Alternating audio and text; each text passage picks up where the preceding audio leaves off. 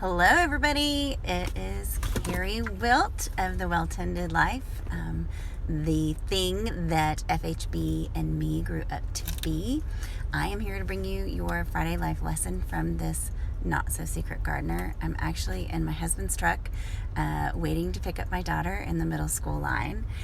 But I wanted to pop on and bring you your life lesson for today. And it kind of comes from a pretty hard place for me.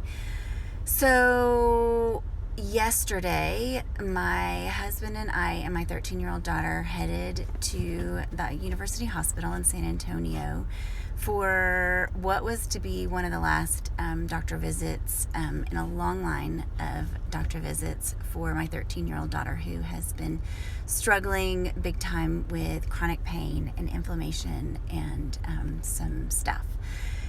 And on the way there, I was just soaking everything in, all the goodness. The beautiful day where we parked was up on top of this parking garage, and it just had this gorgeous view of the city, and I was just like seeing the good in that. We walked in, and I'm kind of a Pollyanna anyways. Like, I am always like, you tell me a bad story, I can usually tell you what's good about it. And I was doing that the whole way. Man, I had good all in my heart. I was walking through the hospital, and there were beautiful lights and music, and it was almost actually as if the secret garden kind of followed me through, because there were pieces of flower art throughout this hospital, and for some reason, I saw every single one of them, and they seemed as vivid and as bright as any piece of art I'd ever seen. And we get there, and we have this meeting with this nephrologist, which is a kidney doctor, and he gives us the final diagnosis on our daughter, which is that she has lupus.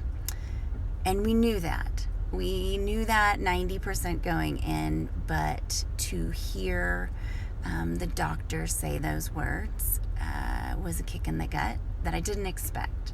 I didn't expect it to hurt the way it did internally, and I didn't expect to react the way I did. And what was interesting was that same walk out of the hospital, I never saw any beauty.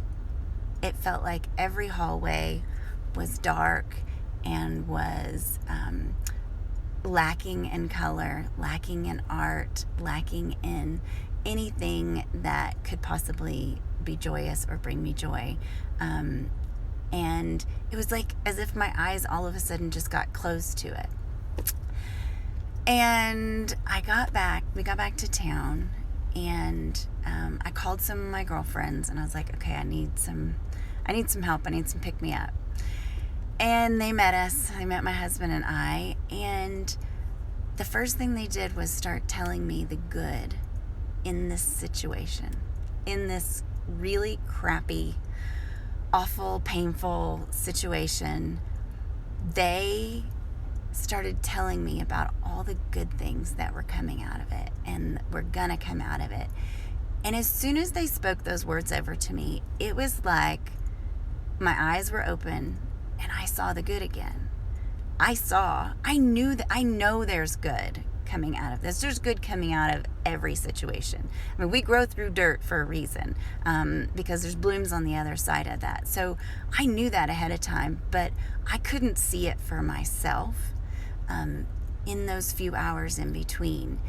And what my life lesson today really is that if you have someone that is going through something and you see good in it, don't hold that good to yourself. Speak it over them and text it to them. And don't think that it's stupid or it's trivial, because it opened a door for me to see good again.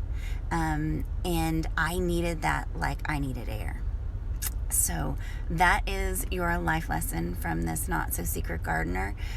If you are the prayerful type, we sure could really use your prayers. On Wednesday, she's going to be having a biopsy of her